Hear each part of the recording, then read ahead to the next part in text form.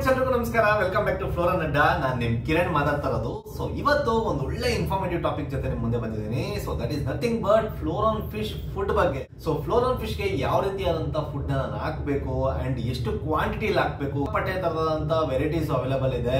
ಹಂಪಿಯಡ್ ಆಗಿರ್ಬೋದು, ಆರಲ್ಸ್ ಒಕಿಕೋ ಆಗಿರ್ಬೋದು, ಇದ್ರ ಬಗ್ಗೆ ಎಲ್ಲ ಡಿಸ್ಕಷನ್ ಮಾಡ್ತಾ ಹೋಗೋಣ. ಎಷ್ಟು ಕ್ವಾಂಟಿಟಿ ಹಾಕ್ಬೇಕು ನಮ್ಮ ಫಿಶ್ ಗೆ, ಎಷ್ಟು ಟೈಮ್ ನಾವು ಫೀಡ್ ಮಾಡಬೇಕಾಗುತ್ತೆ ಅಂಡ್ ಯಾವ ರೀತಿಯಾದಂತ ಫುಡ್ ಹಾಕಿದ್ರೆ ನಮ್ಮ ಫಿಶ್ ಗೆ ಹೆಡ್ ಆಗ್ಲಿ ಕಲರ್ ಆಗ್ಲಿ ಎನ್ಹೆನ್ಸ್ ಆಗುತ್ತೆ. ಸೊ ಪ್ರತಿಯೊಂದು ಡೀಟೇಲ್ಡ್ ಆಗಿ ಈ ವಿಡಿಯೋದಲ್ಲಿ ಡಿಸ್ಕಷನ್ ಮಾಡೋಣ. ವಿಡಿಯೋ ತುಂಬಾ ಇಂಟ್ರೆಸ್ಟಿಂಗ್ ಆಗಿರುತ್ತೆ. ಸೊ ವಿಡಿಯೋನ ಟಿಲ್ ಎಂಡ್ ತನಕ ನೋಡಿ, ಯಾರು ಮಿಸ್ ಮಾಡ್ಕೊಳ್ಕೋಬೇಡಿ. ಬನ್ನಿ ವಿಡಿಯೋನ ಸ್ಟಾರ್ಟ್ ಮಾಡೋಣ. ಫ್ಲೋರನ್ ಫಿಶಸ್ ಗೆ ಯಾವ ರೀತಿಯಾಗಿ ನಾವು ಒಂದು ಒಳ್ಳೆ ಎನ್ವಿರಾನ್ಮೆಂಟ್ ಕೊಟ್ಟಿರ್ತೀವಿ. ಫಾರ್ ಎಕ್ಸಾಂಪಲ್ ವಾಟರ್ ಪ್ಯಾರಾಮೀಟರ್ಸ್ ಆಗಿರ್ಬೋದು, ಫಿಲ್ಟರ್ ಮೀಡಿಯಾಸ್ ಆಗಿರ್ಬೋದು, ಟೆಂಪರೇಚರ್ ಆಗಿರ್ಬೋದು. ಸೊ ಪ್ರತಿಯೊಂದು ಸೆಟ್ ಮಾಡಿ ಬಿಟ್ಟಾದ್ಮೇಲೆ ಡೆಫಿನೆಟ್ಲಿ ಫುಡ್ ಕೂಡ ಮೇನ್ ರೋಲ್ ಪ್ಲೇ ಮಾಡುತ್ತೆ. ಸೊ ಫುಡ್ ಅಂದ್ಬಿಟ್ಟು ನಾವು ಯಾವ್ದಾವ್ದೋ ಫುಡ್ ನ ಫೀಡ್ ಮಾಡ್ಲಿಕ್ಕೆ ಆಗಲ್ಲ. ಅದಕ್ಕೆ ಸೂಟೇಬಲ್ ಆಗಿರುವಂತದ್ದು, ಅದಕ್ಕೆ ಬೇಕಾಗಿರುವಂತ ಇಂಗ್ರೀಡಿಯೆಂಟ್ಸ್ ಯೂಸ್ ಮಾಡಿರುವಂತ ಫುಡ್, ಪ್ರೋಟೀನ್ ಸಿಕ್ಕಾಪಟ್ಟೆ ಮೇಜರ್ ಆಗಿ ರೋಲ್ ಪ್ಲೇ ಮಾಡುತ್ತೆ. So that is the reason ನಮ್ಮ ಫ್ಲೋರನ್ ಫಿಶಸ್ ಗೆ ಬೇರೆ ಫಿಶಸ್ ಗೆ ಯೂಸ್ ಮಾಡುವಂತದ್ದು, ಆರ್ಎಲ್ಸ್ ಗೋಲ್ಡ್ ಫಿಶಸ್ ಗೆ ಹಾಕುವಂತದ್ದು, ನಾರ್ಮಲ್ ವೆರೈಟಿ ಫಿಶಸ್ ಹಾಕುವಂತ ಫುಡ್ ನ ನಮ್ಮ ಫ್ಲೋರನ್ ಫಿಶಸ್ ಗೆ ಡೆಫಿನೆಟ್ಲಿ ನಾವು ಫೀಡ್ ಮಾಡ್ಲಿಕ್ಕೆ ಆಗಲ್ಲ. ಇದಕ್ಕೆ ಆದಂತ ಒಂದು ಫುಡ್ ನ ಪ್ರಿಪೇರ್ ಮಾಡಿರ್ತಾರೆ. ಸೊ ಅದೇ ಫುಡ್ ನ ಹಾಕಿದ್ರೆ ಮಾತ್ರ ನಮ್ಮ ಫ್ಲೋರನ್ ಫಿಶಸ್ ಗೆ ಅದಕ್ಕೆ ಬೇಕಾಗಿರುವಂತ ಪ್ರೋಟೀನ್ ಆಗಿರ್ಬೋದು, ಅದಕ್ಕೆ ಬೇಕಾಗಿರುವಂತ ಎಲ್ಲ ನ್ಯೂಟ್ರಿಷನ್ಸ್ ರೀಚ್ ಆಗಿ ನಮ್ಮ ಫ್ಲೋರನ್ ಫಿಶ್ ಹೆಲ್ತಿ ಆಗಿರೋದಕ್ಕೆ ಪಾಸಿಬಲ್. ಫ್ಲೋರನ್ ಫಿಶಸ್ ಗೆ ಎಷ್ಟು ಕ್ವಾಂಟಿಟಿಲಿ ನಾವು ಫೀಡ್ ಮಾಡಬೇಕಾಗುತ್ತೆ ಅಂತ ನೋಡಿದ್ರೆ, 1 ಇಂಚ್ ಬೇಬಿಗೆ 1 ಪಿಲೆಟ್, ಫಾರ್ ಎಕ್ಸಾಂಪಲ್ 1 ಇಂಚ್ಗೆ 1 ಪಿಲೆಟ್ ಅಂತ ನಾವು ಗೈಡ್ ಮಾಡ್ತೀವಿ. ನಿಮ್ಗೆ ಲಾರ್ಜ್ ಸೈಜ್ ಪಿಲೆಟ್ ಇದೆ ಅಂತಂದ್ರೆ ನೀವು ಡೆಫಿನೆಟ್ಲಿ 1 ಇಂಚ್ಗೆ 1 ಪಿಲೆಟ್ ನ ಗೈಡ್ ಮಾಡ್ತಾ ಹೋಗ್ತೀವಿ. So 2 ಇಂಚ್ಗೆ 2 Pilate. ಅದೇ ತರ ನಾವು ಯೂಶಲಿ ಎಲ್ಲ ಸೆಮಿ ಅಡಲ್ಟ್ಸ್ ನ ನಾವು ಸಾಕೋದ್ರಿಂದ, for example already head potential ಬಂದಿರೋದಾಗಿರ್ಬೋದು, ಕಲರ್ ಇರುವಂತದ್ದಾಗಿರ್ಬೋದು, ಸೊ ಈ ತರ ಇರುವಂತ ಫಿಶಸ್ ನ ಸಾಕ್ತಾ ಇರೋದ್ರಿಂದ 4 ಇಂಚ್ ಮಿನಿಮಮ್ ಇದ್ದೇ ಇರುತ್ತೆ ಎಲ್ಲ ಫಿಶಸ್ ಕೂಡ. ಸೊ 4 ಇಂಚ್ಗೆ 4 ಪಿಲೆಟ್ಸ್ ಹಂಗಂತ ಒನ್ ಟೈಮ್ ಫೀಡ್ ಮಾಡೋದಲ್ಲ, ಟ್ವೈಸ್ ಎ ಡೇ ಫೀಡ್ ಮಾಡ್ಕೊಳ್ಳಿ. For example morning 4 pellets, evening 4 pellets. So ಈ ತರ ಡಿವೈಡ್ ಮಾಡ್ಕೊಳ್ಳಿ. ಸೊ ಮಾರ್ನಿಂಗ್ ನೀವು ಯಾವ ಟೈಮ್ ಅಲ್ಲಾದ್ರೂ ಫೀಡ್ ಮಾಡ್ಕೊಬಹುದು, ಅದೇನು ಇಶ್ಯೂ ಇಲ್ಲ. ಬಟ್ ಈವ್ನಿಂಗ್ ನೋಡೋದಾದ್ರೆ ನೀವೇನ್ ಮಾಡ್ಬೇಕು ಅಂತಂದ್ರೆ, ಸೊ ಆದಷ್ಟು ಬೇಗ, for example 6 o'clock 7 o'clock range ಅಲ್ಲೇ ಫೀಡ್ ಮಾಡ್ಬಿಡಿ. ಬಿಕಾಸ್ ಯಾಕಪ್ಪ ಅಂತಂದ್ರೆ ಒಂದ್ ದಿವಸ ನೀವು ನೈಟ್ ಫೀಡ್ ಮಾಡಿಲ್ಲ ಅಂದ್ರೂ ಪರವಾಗಿಲ್ಲ. ಏನಾಗುತ್ತೆ ಅಂದ್ರೆ ನೈಟ್ ಟೈಮಲ್ಲಿ ಒಬ್ಬೊಬ್ರು ನಾನು ಫೀಡ್ ಮಾಡಿಲ್ಲ ನಮ್ಮ ಫ್ಲೋರನ್ ಫಿಶ್ ಗೆ ಅಂದ್ಬಿಟ್ಟು ಏನ್ ಮಾಡ್ತಾರೆ ಅಂದ್ರೆ, ನೈಟ್ ಇನ್ನೇನ್ ಮಲಗೋ ಟೈಮಲ್ಲಿ ಏನ್ ಮಾಡ್ತಾರೆ, ಫೀಡ್ ಮಾಡ್ಬಿಟ್ಟು ಲೈಟ್ ಎಲ್ಲ ಆಫ್ ಮಾಡಿ ಹೋಗಿ ಮಲ್ಕೊಂಡ್ಬಿಡ್ತಾರೆ. ಏನ್ ಪ್ರಾಬ್ಲಮ್ ಆಗುತ್ತೆ ಅಂತಂದ್ರೆ, ಫಾರ್ ಎಕ್ಸಾಂಪಲ್ ಆ ಫಿಶ್ ಕೂಡ ಅಷ್ಟೇ ಊಟ ತಿನ್ಬಿಟ್ಟು ಏನ್ ಮಾಡುತ್ತೆ, ರೆಸ್ಟ್ ಮಾಡೋದಕ್ಕೆ ಬಾಟಮ್ ಹೋಗ್ಬಿಡುತ್ತೆ. ಸೊ ಟ್ರಾವೆಲ್ ಮಾಡಲ್ಲ ಫಿಶಸ್. ಸೊ ಟ್ರಾವೆಲ್ ಯಾವಾಗ ಮಾಡಲ್ಲ ಫಿಶಸ್, ಅವಾಗ ಡೈಜೆಷನ್ ಆಗಲ್ಲ ಫಿಶಸ್ಗೆ. ಯಾವಾಗ ಡೈಜೆಷನ್ ಆಗಲ್ವೋ ಡೆಫಿನೆಟ್ಲಿ ನಿಮ್ಗೆ ನಿಮ್ಮ ಫ್ಲೋರನ್ ಫಿಶಸ್ಗೆ ಗಟ್ ಹೆಲ್ತ್ ಹಾಳಾಗುತ್ತೆ. ಸೊ ಡೈಜೆಷನ್ ಆಗಲ್ಲ, ಬ್ಲಾಟೆಡ್ ಸ್ಟಮಕ್ ಆಗುವಂಥದ್ದು, ಆಮೇಲಿಂದ ನಿಮ್ಗೆ ಯೂರಿನ್ ಬ್ಲಾಕ್ ಆಗುವಂಥದ್ದು, ಈ ತರ ಮಲ್ಟಿಪಲ್ ಪ್ರಾಬ್ಲಮ್ಸ್ ಆಗಕ್ಕೆ ಸ್ಟಾರ್ಟ್ ಆಗುತ್ತೆ. So that is the reason in ಟೈಮ್ಗೆ ಫೀಡ್ ಮಾಡ್ಕೊಳ್ಳಿ. ಮಾರ್ನಿಂಗ್ ಅರ್ಲಿ ಮಾರ್ನಿಂಗ್ ಫೀಡ್ ಮಾಡ್ಕೊಳ್ಳಿ, ಈವ್ನಿಂಗ್ ಆದಷ್ಟು ಬೇಗ ಫೀಡ್ ಮಾಡ್ಕೊಳ್ಳಿ. ನಮಗೆಲ್ಲ ಏನ್ ಡಾಕ್ಟರ್ಸ್ ಹೇಳ್ತಾರೋ ಅದನ್ನೇ ಕೂಡ ನಾನು ಸಜೆಸ್ಟ್ ಮಾಡ್ತಾ ಇರೋದು. ಸೊ ಬೇಗ ಆದಷ್ಟು ಬೇಗ ಫೀಡ್ ಮಾಡ್ಕೊಳ್ಳಿ. ಫಿಶ್ ಟ್ರಾವೆಲ್ ಮಾಡುತ್ತೆ, ಡೈಜೆಷನ್ ಆಗುತ್ತೆ, so that fish super healthy ಆಗಿರುತ್ತೆ. ಇದಾದ್ಮೇಲಿಂದ ನೀವು ಎವ್ರಿ ಡೇ ಫೀಡ್ ಮಾಡ್ತಾ ಹೋಗ್ತೀರಾ ಗೊತ್ತಾ, ಮಾರ್ನಿಂಗ್ 4 ಪಿಲೆಟ್ಸ್, ಈವ್ನಿಂಗ್ 4 ಪಿಲೆಟ್ಸ್. ಯಾವಾಗ ನಾವು ಪಿಲೆಟ್ ಕೌಂಟ್ ನ ಇನ್ಕ್ರೀಸ್ ಮಾಡಬೇಕು ಅಂತ ನೋಡೋದಾದ್ರೆ, ನಿಮ್ಮ ಫ್ಲೋರನ್ ಫಿಶ್ ಯಾವಾಗ 1 ಇಂಚ್ ಇನ್ಕ್ರೀಸ್ ಆಗುತ್ತೆ, ಸೊ ಅವಾಗ 1 ಪಿಲೆಟ್ ನೀವು ಇನ್ಕ್ರೀಸ್ ಮಾಡ್ಕೊಬಹುದು. ಇನ್ ಕೇಸ್ ನಿಮ್ಮ ಫ್ಲೋರನ್ ಫಿಶ್ ಸೈಜ್ ಅಲ್ಲಿ ಇನ್ಕ್ರೀಸ್ ಆಗಿಲ್ಲ ಅಂತಂದ್ರೆ, ಹಂಗನ್ಬಿಟ್ಟು ನೀವು ನಿಮ್ ಫ್ಲೋರನ್ ಫಿಶ್ ಬೆಳೀತಾ ಇಲ್ಲ ಅಂತಲ್ಲ, ಇಟ್ಸ್ ಆಲ್ ಅಬೌಟ್ ಜೆನೆಟಿಕಲಿ ಕೂಡ ಅದು ಇನ್ ಕೇಸ್ ಡೆವಲಪ್ಮೆಂಟ್ ಆಗದೇ ಇರೋ ಚಾನ್ಸಸ್ ಇರುತ್ತೆ. ಇನ್ ಕೇಸ್ ಡೆವಲಪ್ಮೆಂಟ್ ಆಗಿಲ್ಲ ಅಂದ್ರೆ ವಿದಿನ್ 2 months ಅಲ್ಲಿ ನೀವು 1 ಪಿಲೆಟ್ ಇನ್ಕ್ರೀಸ್ ಮಾಡ್ತಾ ಹೋಗ್ಬೋದು. 1.5 to 2 months ರೇಂಜ್ ಅಲ್ಲಿ ನೀವು ಇನ್ಕ್ರೀಸ್ ಮಾಡ್ತಾ ಹೋಗ್ಬೋದು. ಸೊ ಈ ರೀತಿಯಾಗಿ ಇನ್ಕ್ರೀಸ್ ಮಾಡ್ತಾ ಹೋಗ್ತಾ ಇರ್ಬೇಕಾದ್ರೆ, ಫಾರ್ ಎಕ್ಸಾಂಪಲ್ ಈಗ ಪಿಲೆಟ್ ಕೌಂಟ್ ಗೊತ್ತಾಯ್ತು, ಯಾವಾಗ ಫೀಡ್ ಮಾಡ್ಬೇಕು ಅಂತ ಗೊತ್ತಾಯ್ತು. ಟಾಪಿಕ್ ನೋಡೋದಾದ್ರೆ ಫುಡ್ ಟೈಪ್ಸ್ ಇದೆ. ಫಾರ್ ಎಕ್ಸಾಂಪಲ್ ಸಿಕ್ಕಾಪಟ್ಟೆ ವೆರೈಟೀಸ್ ಇದೆ. ಹೆಂಗಿದೆ ಅಂತಂದ್ರೆ ನಿಮ್ಗೆ ಆಪ್ಷನ್ಸ್ ನಿಮ್ಗೆ ಕನ್ಫ್ಯೂಷನ್ ಆಗ್ಬಿಡುತ್ತೆ. ನಾನು ಯಾವ ಫುಡ್ ನ ಫೀಡ್ ಮಾಡ್ಬೇಕಪ್ಪ ನಮ್ಮ ಫ್ಲೋರನ್ ಫಿಶ್ ಅನ್ನೋ ತರ ಸಿಕ್ಕಾಪಟ್ಟೆ ದೊಡ್ಡ ಕನ್ಫ್ಯೂಷನ್ ಇದೆ. ಸೊ ಮೇನ್ ಇಲ್ಲಿ ಏನಪ್ಪಾ ಮಾಡ್ಬೇಕು ಅಂದ್ರೆ, ಡಯಟ್ ತುಂಬಾ ನೀಟಾಗಿ ಬ್ಯಾಲೆನ್ಸ್ ಮಾಡ್ಬೇಕು. ನೀವು ಡಯಟ್ ಯಾವಾಗ ನೀಟಾಗಿ ಬ್ಯಾಲೆನ್ಸ್ ಮಾಡ್ತಿರೋ ಅವಾಗ ನಿಮ್ ಫಿಶ್ ಸೂಪರ್ ಹೆಲ್ತಿ ಆಗಿರುತ್ತೆ. At the same time life span ಚೆನ್ನಾಗಿ ಬರುತ್ತೆ ಫಿಶ್ಗೆ. ಫಾರ್ ಎಕ್ಸಾಂಪಲ್ ನೀವು ಓವರ್ ಫೀಡ್ ಮಾಡ್ತಾ ಹೋಗ್ತಾ ಇದ್ರೆ ಬಾಡಿ ಗ್ರೋತ್ ಆಗುತ್ತೆ, ಎಂಡ್ ಆಫ್ ದ ಒಳಗಡೆ ಆರ್ಗನ್ಸ್ ಯಾವುದು ಡೆವಲಪ್ಮೆಂಟ್ ಆಗಿರಲ್ಲ. ಸೊ ಮಲ್ಟಿಪಲ್ ಪ್ರಾಬ್ಲಮ್ಸ್ ಬರಕ್ ಸ್ಟಾರ್ಟ್ ಆಗ್ಬಿಡುತ್ತೆ. So that is the reason ನಾವೇನ್ ಹೇಳ್ತಿದೀವಿ ಅಂತಂದ್ರೆ, ಫುಡ್ ಸಿಕ್ಕಾಪಟ್ಟೆ ಐಟಮ್ಸ್ ಇದೆ ಅಂದ್ಬಿಟ್ಟು ನೀವು ಕನ್ಫ್ಯೂಷನ್ ಹಾಕಿ ಹೋಗ್ಬೇಡಿ. ನಾನು ನಿಮ್ಗೆ ನೀಟಾಗಿ ಗೈಡ್ ಮಾಡ್ತೀನಿ ಯಾವ ರೀತಿಯಾದಂತಹ ಫುಡ್ ನ ನೀವು ಫೀಡ್ ಮಾಡಬೇಕು. ಸೊ ಯಾವ ಟೈಮಲ್ಲಿ ಯಾವ ಫುಡ್ ಫೀಡ್ ಮಾಡೋದ್ರಿಂದ ತುಂಬಾ ಒಳ್ಳೇದು ಅನ್ನೋದ್ರ ಬಗ್ಗೆ. ಓಕೆನಾ?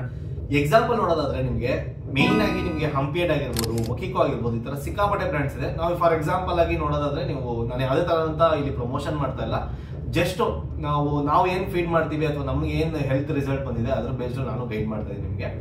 ಸೊ ಮೇನ್ ಆಗಿ ನಾವು ಹಂಪಿಯಡ್ ತಗೊಳ್ತಾ ಇದೀವಿ, ಅದೇ ರೀತಿಯಾಗಿ ಒಕಿಕೋನು ತಗೊಳ್ತಾ ಇದೀವಿ. ಓಕೆನಾ? ಹಂಪಿಯಡ್ ನೋಡೋದಾದ್ರೆ ನಿಮ್ಗೆ ಒಳ್ಳೆ ಪ್ರೋಟೀನ್ ಇದೆ. ಫಾರ್ ಎಕ್ಸಾಂಪಲ್ 43 or 45 ರೇಂಜ್ ಅಲ್ಲಿ ಬರುತ್ತೆ ನಿಮ್ಗೆ ಪ್ರೋಟೀನ್ ಲೆವೆಲ್. ಸೊ ಅದನ್ನ ನೀವು ಇನಿಷಿಯಲ್ ಸ್ಟೇಜ್ ಅಲ್ಲಿ ಕೊಡೋದ್ರಿಂದ ಹೆಲ್ಪ್ಫುಲ್ ಆಗಿರುತ್ತೆ ಫಿಶಸ್ಗೆ, ಗ್ರೋತ್ ಆಗಿರ್ಬೋದು, ಹೆಡ್ ಡೆವಲಪ್ಮೆಂಟ್ ಆಗಿರ್ಬೋದು, ಕಲರ್ ಎನ್ಹಾನ್ಸ್ಮೆಂಟ್ ಆಗಿರ್ಬೋದು. ಸೊ ಪ್ರತಿಯೊಂದಕ್ಕೂ ಹೆಲ್ಪ್ಫುಲ್ ಆಗಿರುತ್ತೆ. ಸ್ಟಾರ್ಟಿಂಗ್ ಸ್ಟೇಜ್ ಅಲ್ಲಿ ಡೆಫಿನೆಟ್ಲಿ ನಿಮ್ಮ ಫಿಶ್ಗೆ ಪ್ರೋಟೀನ್ ಬೇಕೇ ಬೇಕು. ಸೊ ಸ್ಮಾಲ್ ಸೈಜ್ ಅಲ್ಲಿ ಫಾರ್ ಎಕ್ಸಾಂಪಲ್ ಹೆಡ್ ಪಾಪ್ ಆಗಿರ್ಬೋದು ಅಥವಾ 1 ಇಂಚ್ ಚಿಕ್ಕ ಫ್ರೈ ಆಗಿರ್ಬೋದು. ಸೊ ಅದರಿಂದ ನೀವು ಹೈ ರಿಚ್ ಇನ್ ಪ್ರೋಟೀನ್ ಕೊಡೋದ್ರಿಂದ ನಿಮ್ಮ ಫ್ಲೋರನ್ ಫಿಶ್ಗೆ ಒಳ್ಳೆ ರಿಸಲ್ಟ್ ಆಗಿರ್ಬೋದು, ಅದ್ರ ಪೊಟೆನ್ಶಿಯಲ್ ನೋಡ್ಲಿಕ್ಕೆ ಸಿಗುತ್ತೆ. ಯಾವಾಗಪ್ಪ ನಾನು ರೆಡ್ಯೂಸ್ ಮಾಡಬೇಕು ಅಂತ ನೋಡೋದಾದ್ರೆ, ಒಂದು ಪ್ಯಾಕೆಟ್ ಒಕಿಕೋ ಪ್ಲಾಟಿನಮ್ ಆರ್ ಎಲ್ಸ್ ಒಂದು ಬಾಕ್ಸ್ ಹಂಪಿ ಹೆಡ್ ಮಾತ್ರನೇ ಯೂಸ್ ಮಾಡಬೇಕು. ಆ ಬಾಕ್ಸ್ ಖಾಲಿ ಆಗೋದಕ್ಕೆ ಮಿನಿಮಮ್ ಒಂದು 3 to 4 months ತಗೊಳುತ್ತೆ. ಬಿಕಾಸ್ ಯಾಕಪ್ಪ ಅಂತಂದ್ರೆ ಮಾರ್ನಿಂಗ್ ನೀವು ಸೆಮಿ ಡೈಟ್ ತಗೊಂಡಿದ್ರೆ ಮಾರ್ನಿಂಗ್ 4 ಪೀರಿಯಡ್ಸ್ ಕೊಡ್ತೀರಾ, ಈವ್ನಿಂಗ್ 4 ಪೀರಿಯಡ್ಸ್ ಕೊಡ್ತೀರಾ. ಸೊ ಡೆಫಿನೆಟ್ಲಿ ಅದು 4 months ತಗೊಳುತ್ತೆ. ಸೊ ಒಂದು ಬಾಕ್ಸ್ ಹಂಪಿ ಹೆಡ್ ಯೂಸ್ ಮಾಡಿ, ಆರ್ ಎಲ್ಸ್ ನೀವು ಒಂದು ಪ್ಯಾಕೆಟ್ ಒಕಿಕೋ ಪ್ಲಾಟಿನಮ್ ಯೂಸ್ ಮಾಡ್ಕೊಬಹುದು. ಒಕಿಕೋ ಪ್ಲಾಟಿನಮ್ ಅಲ್ಲೂ ಕೂಡ ಅಷ್ಟೇ ಒಂದು ಒಳ್ಳೆ ರಿಚ್ ಇನ್ ಪ್ರೋಟೀನ್, 60% ಪ್ರೋಟೀನ್ ಇದೆ ಅದರಲ್ಲಿ. ಸೊ ಒಂದು ಬಾಕ್ಸ್ ಖಾಲಿ ಆಗೋ ತನಕ ನೀವು ರಿಚ್ ಇನ್ ಪ್ರೋಟೀನ್ ಫುಡ್ ನ ಯೂಸ್ ಮಾಡ್ಕೊಳ್ಳಿ. ಸೊ ನಿಮಗೆ ಒಳ್ಳೆ ರಿಸಲ್ಟ್ ಸಿಗುತ್ತೆ, ಪೊಟೆನ್ಶಿಯಲ್ ಶೋ ಆಗುತ್ತೆ. ಸೊ ಅದಾದ್ಮೇಲಿಂದ ಅದು ಖಾಲಿ ಆದ್ಮೇಲೆ ಏನ್ ಮಾಡಬೇಕಪ್ಪ ಅಂತ ನೋಡೋದಾದ್ರೆ, ನೀವು ಮಾರ್ನಿಂಗ್ ಮಾತ್ರ ಹೈ ಪ್ರೋಟೀನ್ ಕೊಡಿ. ಸ್ವಲ್ಪ high protein, for example platinum ಮೇಲೆ ನೀವು ಮಾರ್ನಿಂಗ್ ಕೊಡ್ಬೋದು. ಈವ್ನಿಂಗ್ ನೀವೇನ್ ಮಾಡ್ಬೇಕಪ್ಪ ಅಂತಂದ್ರೆ ರೆಡ್ಯೂಸ್ ಮಾಡಬೇಕು ಪ್ರೋಟೀನ್ ಲೆವೆಲ್ ನ. ಸೊ ನಾವೇನ್ ಮಾಡ್ತೀವಪ್ಪ ಅಂತಂದ್ರೆ ರೆಡ್ಯೂಸ್ ಮಾಡ್ಲಿಕ್ಕೆ ಈಗ ಒಕಿಕೋದಲ್ಲೇ ನಿಮ್ಗೆ ಹೆಡ್ ಪವರ್ ಇದೆ, ರೆಡ್ ಡೈಮಂಡ್ ಇದೆ, ಬ್ಲಾಕ್ ಪರ್ಲ್ ಇದೆ. ಸೊ ಇದೆಲ್ಲ ನಿಮ್ಗೆ ಅರೌಂಡ್ 40 ರೇಂಜ್ ಅಲ್ಲಿ ಬಂದ್ಬಿಡುತ್ತೆ ಪ್ರೋಟೀನ್ ಲೆವೆಲ್. ಸೊ ನಾವೇನ್ ಮಾಡ್ತಾ ಇದೀವಿ, ಮಾರ್ನಿಂಗ್ ಮಾತ್ರ ಸೊ ಒಂದು ಸೆಟ್ ನೀವು 1 ಪ್ಯಾಕೆಟ್ ನ ಮಾರ್ನಿಂಗ್ ಅಂಡ್ ಈವ್ನಿಂಗ್ ಕೊಟ್ಟು ಖಾಲಿ ಮಾಡಿಡ್ತೀರಾ ಆ ಪ್ಯಾಕೆಟ್ ನ. ಸೊ ಅದಾದ್ಮೇಲಿಂದ ಏನ್ ಮಾಡ್ತೀರಾ ಅಂತಂದ್ರೆ ಮಾರ್ನಿಂಗ್ ಮಾತ್ರ ಹೈ ಪ್ರೋಟೀನ್ ಕೊಡ್ತೀರಾ, ಈವ್ನಿಂಗ್ ಬಂದ್ಬಿಟ್ಟು ನೀವು ರೆಡ್ಯೂಸ್ ಮಾಡ್ತೀರಾ, 40%ಗೆ ರೆಡ್ಯೂಸ್ ಮಾಡ್ತಾ ಇದ್ದೀರಾ ಪ್ರೋಟೀನ್ ಲೆವೆಲ್ ನ. ಓಕೆನಾ? ಸೊ ಈ ತರ ಮಾಡೋದ್ರಿಂದ ನಿಮ್ಗೆ ಲೈಫ್ ಸ್ಪ್ಯಾನ್ ತುಂಬಾ ಚೆನ್ನಾಗಿರುತ್ತೆ. ಫಿಶ್ ಕೂಡ ಡೈರೆಕ್ಟ್ ಆಗಿ ತುಂಬಾ ಹೆಲ್ತಿಯಾಗಿ ಗ್ರೋ ಆಗ್ತಾ ಹೋಗುತ್ತೆ. ಓಕೆನಾ? ಸೊ ಮಾರ್ನಿಂಗ್ ಹೈ ಪ್ರೋಟೀನ್ ಕೊಡ್ತೀರಾ, ಈವ್ನಿಂಗ್ ಲೋ ಪ್ರೋಟೀನ್ ಕೊಡ್ತೀರಾ.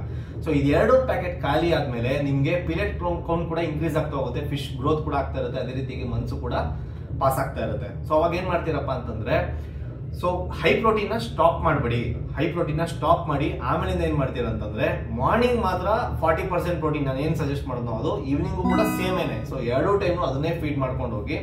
ಸೊ ಈ ಬ್ಯಾಚ್ ಎರಡು morning evening same protein low protein ಕೊಡ್ತಾ ಇದ್ದೀರಾ 40%. ಇದೆರಡು ಪ್ಯಾಕೆಟ್ ಖಾಲಿ ಆಗಾದ್ಮೇಲೆ ತಿರ್ಗಾ ಎಗೈನ್ ನೀವು ಬರೀ 1 ಟೈಮ್ ಮಾತ್ರ ಫೀಡ್ ಮಾಡ್ತಾ ಹೋಗಿ.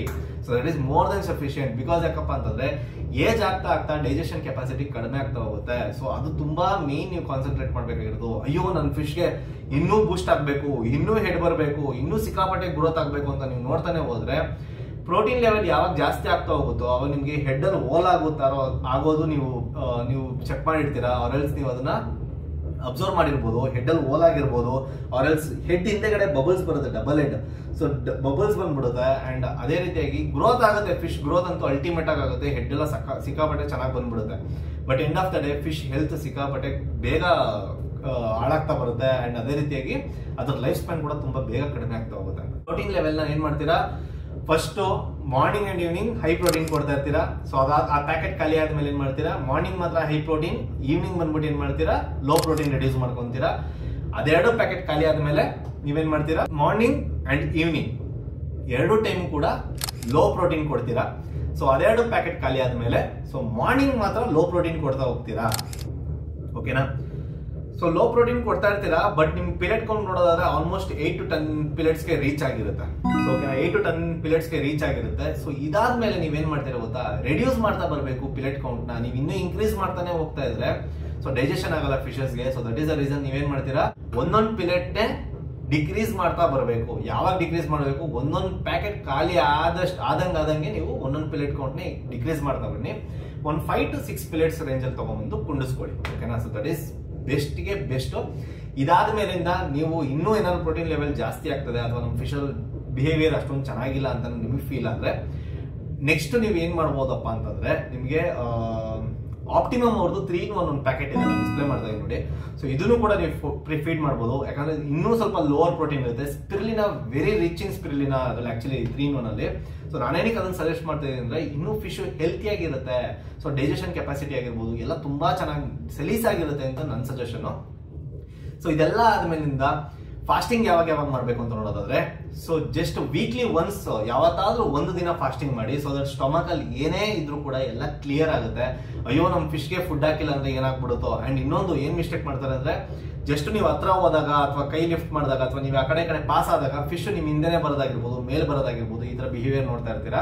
ಸೊ ಇದರದ್ದು ಫಿಶ್ ಬಿಹೇವಿಯರ್ ಇರೋದೇ ಹಂಗೇನೆ. ಹಂಗನ್ಬಿಟ್ಟು ಅಯ್ಯೋ ಪಾಪ ನಮ್ ಫಿಶ್ ಹಂಗ್ರಿಯಲ್ಲಿದೆ, ತುಂಬಾ ಹೊಟ್ಟೆ ಹಸ್ಕೊಂಡಿದೆ ಅನ್ಬಿಟ್ಟು ಇನ್ನೊಂದೊಂದು ಪಿಲೇಟ್ ಹಾಕೋದು, ಅಥವಾ ಮಕ್ಕಳ ಕೈಯಲ್ಲಿ ನೀವು ಜಾಸ್ತಿ ಫೀಡ್ ಮಾಡೋದು. ಸೊ ಈ ತರ ಓವರ್ ಫೀಡಿಂಗ್ ಮಾಡೋದ್ರಿಂದನೂ ಕೂಡ ನಿಮ್ಮ ಫಿಶ್ಗೆ ಗಟ್ ಹೆಲ್ತ್ ಹಾಳಾಗೋ ಚಾನ್ಸಸ್ ಜಾಸ್ತಿ ಇರುತ್ತೆ. So that is the reason minimum feed ಮಾಡಿ. ಸೊ ಡಯಟ್ ನ ನೀಟಾಗಿ ಬ್ಯಾಲೆನ್ಸ್ ಮಾಡ್ಕೊಂಡು ಹೋಗಿ. ವೀಕ್ಲಿ ಒನ್ಸ್ ಖಂಡಿತವಾಗ್ಲೂ ಫಾಸ್ಟಿಂಗ್ ಮಾಡಿ ಫಿಶ್ಗೆ, ಸೊ ದಟ್ ಫಿಶ್ ಇನ್ನೂ ಆಕ್ಟಿವ್ ಆಗುತ್ತೆ. ನೀವು ಓವರ್ ಫೀಡ್ ಮಾಡೋದ್ರಿಂದ ಆಕ್ಟಿವ್ ಆಗಲ್ಲ. ಯಾವಾಗ ಡಯಟ್ ನ ನೀಟಾಗಿ ಬ್ಯಾಲೆನ್ಸ್ ಮಾಡ್ಕೊಂಡು ಹೋಗ್ತಿರೋ ಅವಾಗ ತುಂಬಾ ಬ್ಯೂಟಿಫುಲ್ ಆಗಿ ಗ್ರೋ ಆಗುತ್ತೆ. ಅಂಡ್ ಅದೇ ರೀತಿಯಾಗಿ ನೀವು ಒಳ್ಳೆ ಪೊಟೆನ್ಶಿಯಲ್ ನೋಡಬಹುದು, ಲೈಫ್ ಸ್ಪಾನ್ ತುಂಬಾ ಚೆನ್ನಾಗಿರುತ್ತೆ.